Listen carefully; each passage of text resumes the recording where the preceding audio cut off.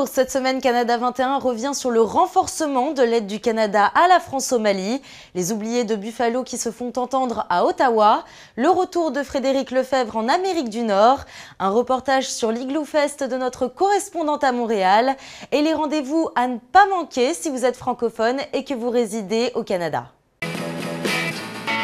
Après un nouvel appel à l'aide de la France au Canada dans le conflit malien, Ottawa a répondu par l'affirmatif en dépêchant des forces spéciales sur le terrain.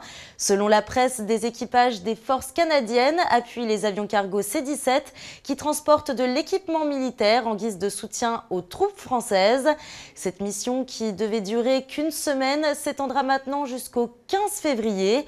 Une présence qui ne signifie pas une participation au combat, a tenu à rappeler le ministère des Affaires étrangères.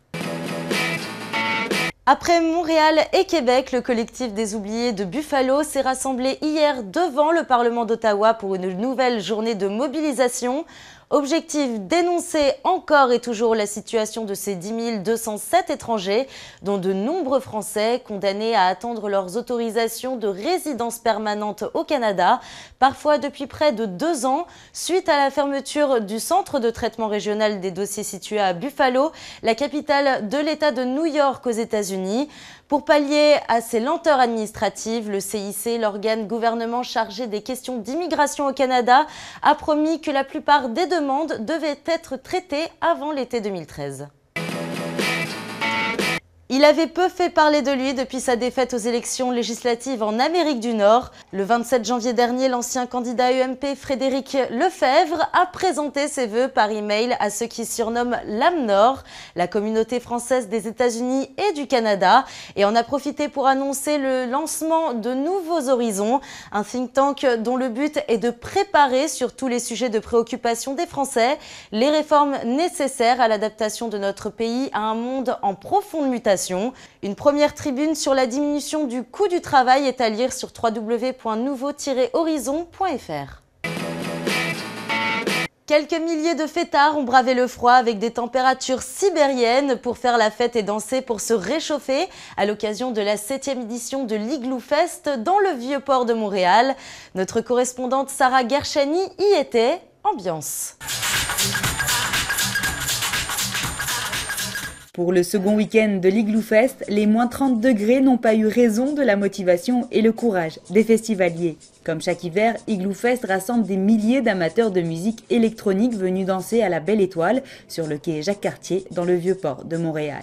L'équipe de l'Igloo Fest offre un décor sans précédent avec une scénographie architecturale percutante. Les écrans géants de la scène explosent de lumière au rythme de la musique. Mais l'Igloo Fest, c'est aussi et surtout les meilleurs DJ locaux et internationaux.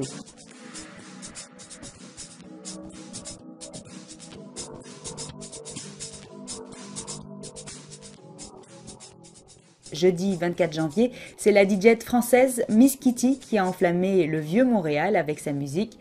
L'Igloo Fest est l'un des événements les plus branchés dans la métropole et des plus en vue au Canada. Il ne reste plus que le 31 janvier, les 1er, 2, 7, 8 et 9 février pour enfiler ses habits de neige et mettre l'hiver québécois au défi d'empêcher les amateurs de musique électro de danser et de profiter des différentes activités que propose l'Igloo Fest. L'année dernière, pas moins de 70 000 personnes ont dansé sur des musiques créées par les DJ connus dans le monde entier durant ce festival.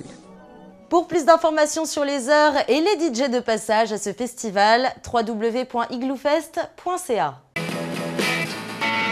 Et les rendez-vous à ne pas manquer si vous êtes francophone et que vous résidez au Canada, du 1er au 18 février à Gatineau. Faites un retour dans le passé et venez au parc Jacques-Cartier jouer à des jeux des années 1600 pour souligner le 400e anniversaire du passage de Samuel Champlain dans la région. D'autres célébrations auront lieu tout au long de 2013. Toutes les informations sont à retrouver sur www.champlain2013.ca.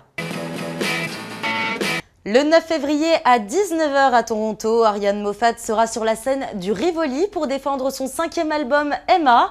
Auteure, compositrice et interprète, la chanteuse québécoise influencée par des artistes comme Alain Bachung ou Philippe Catherine revient avec une musique teintée de jazz, électro et pop-rock.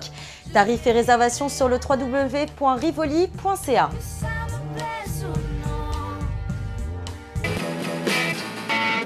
Enfin, les 15 et 16 janvier dernier, vous avez pu regarder les 24 heures chrono de l'International en direct des studios de TV5 Monde. Pour voir ou revoir l'émission consacrée à Toronto, rendez-vous sur le site www.mondissimo.com. À la semaine prochaine!